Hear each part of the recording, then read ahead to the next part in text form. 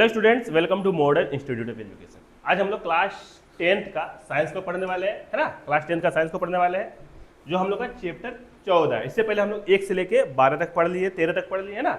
उसमें हम लोग का केमिस्ट्री, बायोलॉजी और फिजिक्स था, है ना, 13 तक। उसको हम लोग खत्म कर दिए। चैप्टर का नाम है ऊर्जा के स्रोत, है ना, सोर्सेस ऑफ एनर्जी। ये हम लोग का वन शॉट आएगा, ठीक है। क्या आएगा आपने? वन शॉट आएगा। हम लोग क्या करेंगे, इस चैप्टर का जितना भी पहले मुख्य बात है, ये जनरल साइंस है ना, ध्यान रखिएगा।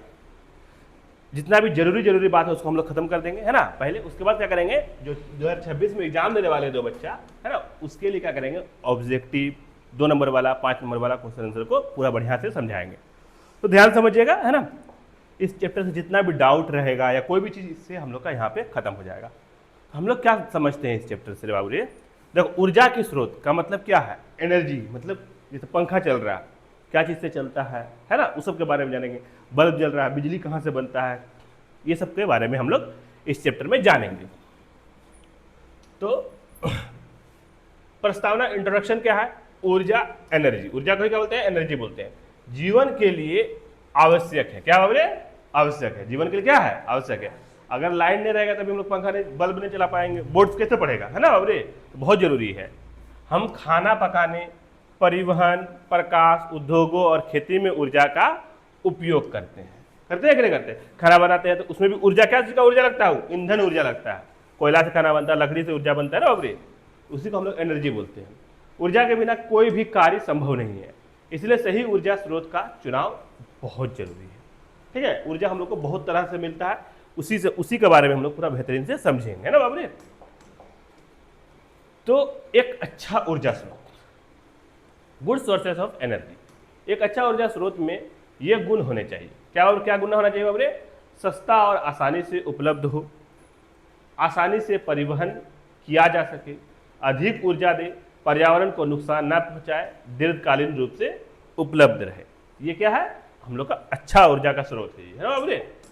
वो कौन कौन सा है, ध्यान समझेंगे हम लोग। ऊर्जा के प्रकार, ऊर्जा कितना तरह से मिलता है हम लोग को, वो समझेंगे। Types of energy. तो ऊर्जा स्रोत 2 प्रकार के होते हैं, है ना बाबरे। एक है पारंपरिक स्रोत, कन्वेंशनल सोर्स ऑफ एनर्जी, जो पुराने समय से प्रयोग में आ रहे हैं। जैसे लकड़ी से हम लोग आग बनाते हैं, आग से खाना बनता है ना बाबरे। कोयला से आग बनाए, उससे ट्रेन चलता है ना, कोयला से चीजें जलाते हैं, बिजली आता है ना बाबरे। कोयला, पेट्रोल से गाड़ी चलता है, पेट्रोल से लाइन भी बनेगा, है ना बाबरे। जनरेटर में क्या डालते हैं हम लोग? डीजल डालते हैं, पेट्रोल डालते हैं, पेट्रोल वाला डीजी इंजन सब रहता है ना बाबरे। प्राकृतिक गैस का मतलब नेचुरल, वो सीएनजी हम लोग जो बोलते हैं, उसका जल विद्युत, हाइड्रो पावर, मतलब जल से कैसे विद्युत बनता है, उसका भी हम लोग यूज करते हैं। तो ये है पारंपरिक स्रोत, ये पुराना जमाना से चलते आ रहा है। अब नया जमाना वाला है अपरंपरागत स्रोत, non conventional source of energy, जो नए और पर्यावरण के लिए अच्छे हैं। जैसे सौर ऊर्जा, मतलब क्या? इसमें कोई चीज का धुआं, कोयला को जलाओगे धुआं निकलेगा, आग को जलाओगे धुआं निकलेगा, मगर सोलर रख दिया धूप में, वो अपने आप तुमको एनर्जी देगा, लाइन देगा। बहुत अच्छा है कि नहीं है?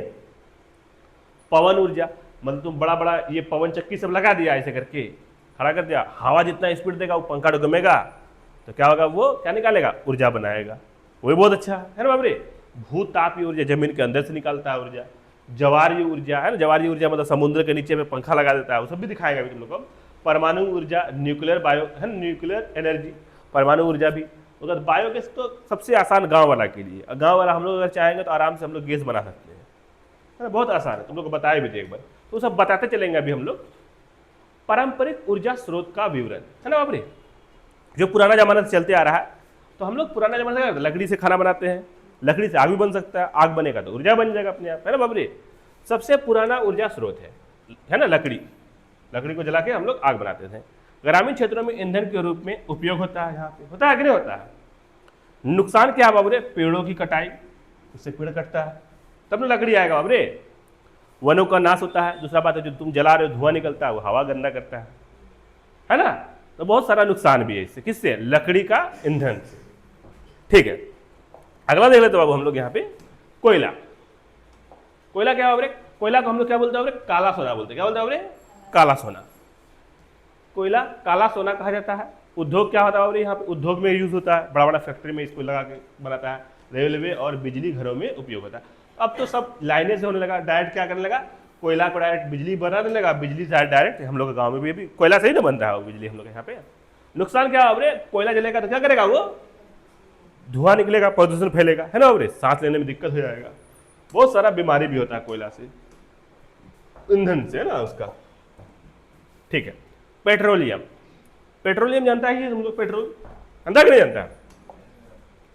कच्चे तेल से डीजल, पेट्रोल, मिट्टी का तेल बनता है ना, वाहन, मशीन और उद्योगों में उपयोग होता है। यह सीमित है, जल्द खत्म हो सकता है। ये हमको लग रहा है जो हम लोग अगला पीढ़ी पेट्रोल क्या होता है पता नहीं चलेगा, लोग को खत्म हो जाएगा। पेट्रोल बनने में कई करोड़ साल का समय लगता है, करोड़ों साल का समय लगता है, और खत्म तो तुरंत ही हो जाएगा ना, सब कोई अभी। प्राकृतिक गैस, नेचुरल गैस, जिसको हम लोग बोलते हैं सीएनजी, पीएनजी, है ना बाबू रे, ये स्वच्छ ऊर्जा है ना। सीएनजी क्या है, स्वच्छ ऊर्जा है।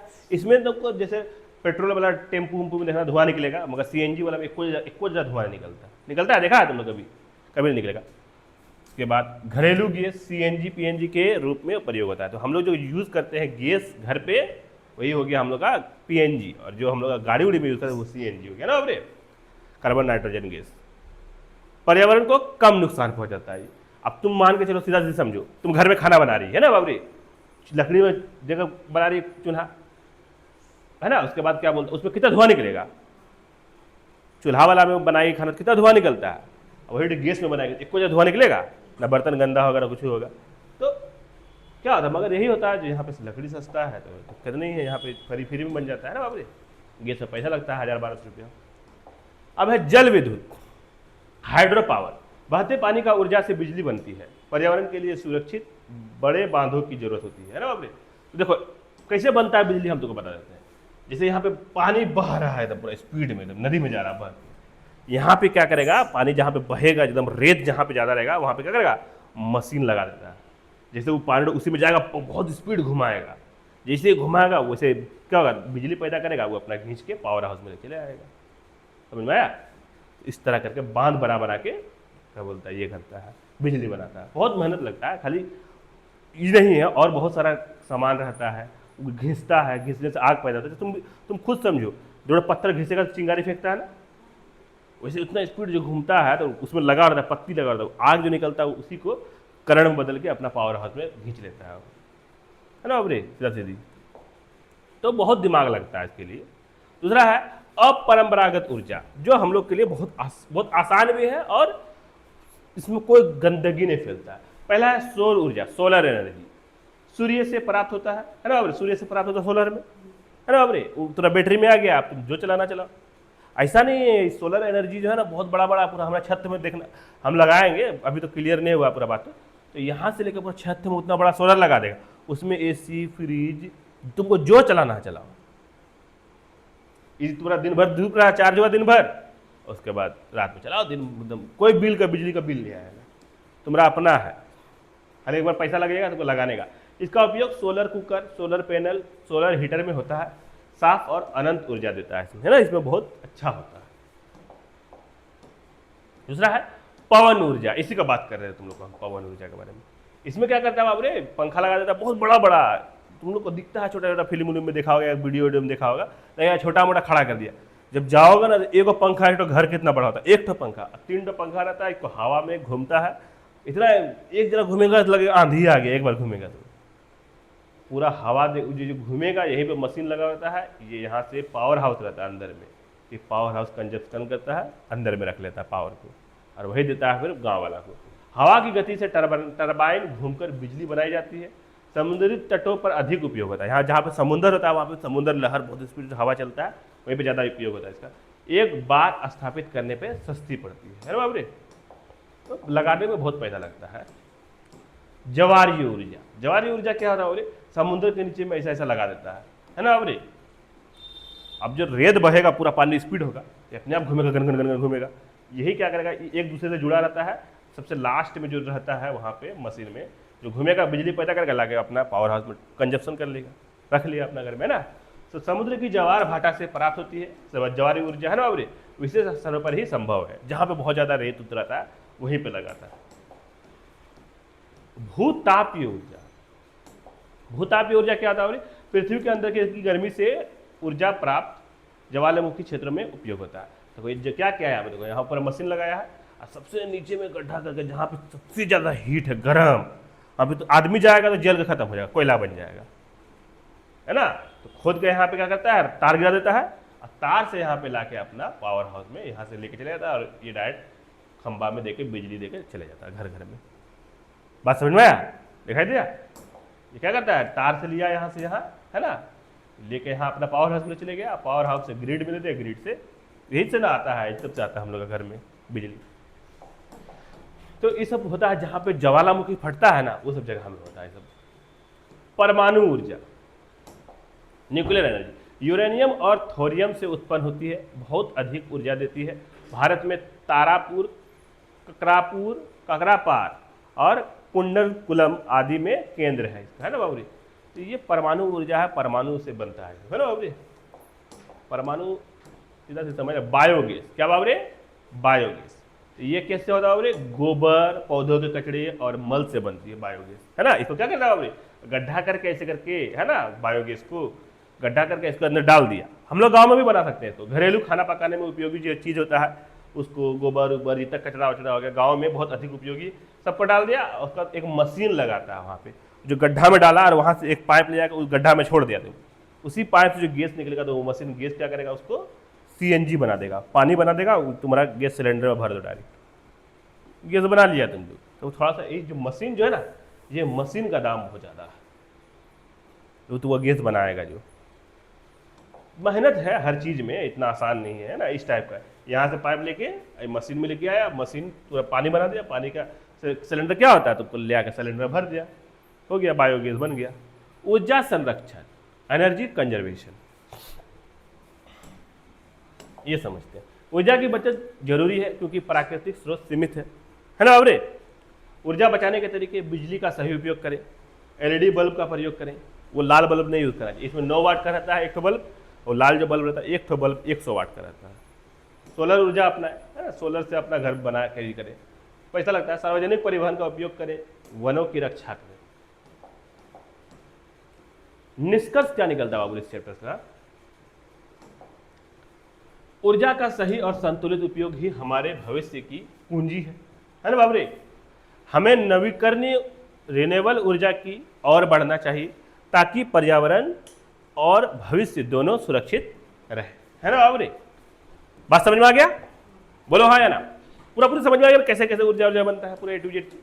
अब आ जाते हैं बाबू हम लोग यहाँ पे, एक अच्छा ऊर्जा स्रोत कौन सा होता है बाबू, तो सस्ता और प्रचुर मात्रा में हो, वही क्या था, अच्छा ऊर्जा स्रोत होता है। दूसरा क्या है, बायोगैस का प्रमुख घटक क्या है बाबू, तो मीथेन। क्या है बाबू, मीथेन।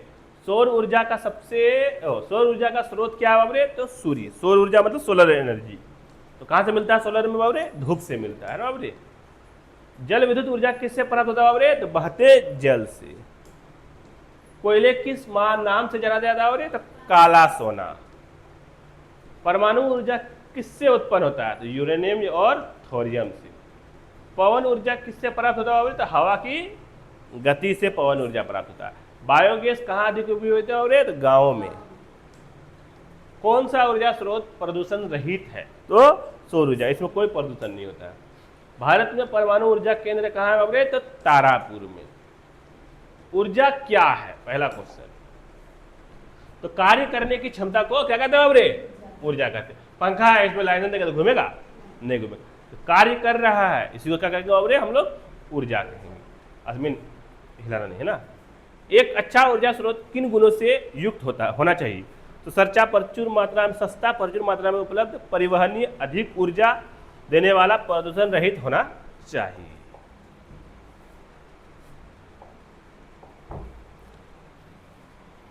अगला देख लेते हैं बाबू हम लोग यहाँ पे,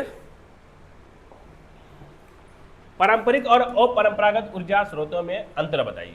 तो पारंपरिक स्रोत पुराने हैं जैसे कोयला, लकड़ी। अपरंपरागत स्रोत नए हैं जैसे सौर, पवन ऊर्जा। बायोगैस कैसे बनती है, तो गोबर, पौधों के कचरे और मल को ऑक्सीजन रहित वातावरण में सड़ाने से क्या बनती है और बायोगैस बनती है। सौर ऊर्जा का एक लाभ बताइए, तो यह प्रदूषण रहित और अनंत ऊर्जा स्रोत है। अगला देख लेते हैं बाबू हम लोग यहाँ पे, परमाणु ऊर्जा क्या है? परमाणु ऊर्जा क्या है तो ध्यान देंगे हम लोग, यूरेनियम और थोरियम जैसे तत्वों को विखंडन से प्राप्त ऊर्जा को परमाणु ऊर्जा कहते हैं। पवन ऊर्जा कैसे प्राप्त होती है तो हवा की गति से टरबाइन घूमकर बिजली प्राप्त की जाती है, उसे क्या कहते हैं बाबू? पवन ऊर्जा कहते हैं। जल विद्युत कैसे बनाई जाती है तो बहते पानी को टरबाइन घुमाकर बिजली बनाई जाती है। 9 नंबर बड़ा, ऊर्जा संरक्षण का अर्थ क्या है? तो ऊर्जा का समझदारी से उपयोग करना ही अपव्यय को रोकना है और उसी को हम लोग बोलते हैं ऊर्जा संरक्षण। अब परंपरागत ऊर्जा स्रोतों की आवश्यकता क्यों है? तो क्योंकि पारंपरिक स्रोत सीमित है और पर्यावरण को नुकसान पहुंचाते हैं ना। और अगला है हम लोग का 5 नंबरिया क्वेश्चन आंसर, जो हम लोग एग्जाम में दीर्घ उत्तरी बोला जाता है, आएगा। पारंपरिक और अपरंपरागत स्रोत ऊर्जा स्रोतों की तुलना कीजिए। तो पारंपरिक स्रोत पुराने हैं, जैसे कोयला, पेट्रोल, लकड़ी आदि, ये सीमित और प्रदूषण फैलाने वाले हैं। अपरंपरागत स्रोत जैसे सौर, पवन, भूतापीय, ज्वारीय ऊर्जा आदि परंपरागत के अनुकूल है। ये नवीकरणीय रिन्यूएबल है और भविष्य की ऊर्जा का बेहतर विकल्प है।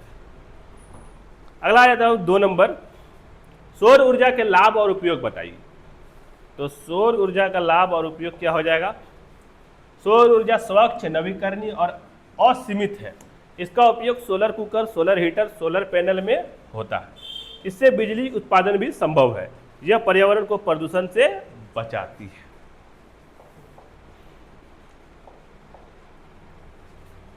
बायोगैस क्या है? इसके लाभ बताइए। तो बायोगैस गोबर और जैविक पदार्थों से बनती है। मुख्य घटक मीथेन है। लाभ क्या है? सस्ता और पर्यावरण हितैषी, ग्रामीण इलाकों में आसानी से बन सकती है। इसके अवशेष अच्छे खाद के रूप में काम आते हैं। वो तो गैस निकाल दिया, अब जो कचरा बचा वो क्या बन गया? और खाद बन गया, वो खेत में भी जीड़ दो, दोनों काम हो गया तुम्हारा।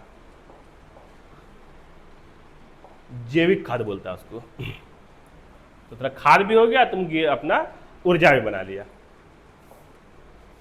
ऊर्जा का उपयोग सोच समझ, ऊर्जा संरक्षण के उपाय लिखिए। ऊर्जा संरक्षण के क्या बराबर? उपाय लिखिए। ऊर्जा का उपयोग सोच समझ कर करें, है ना बाबरे।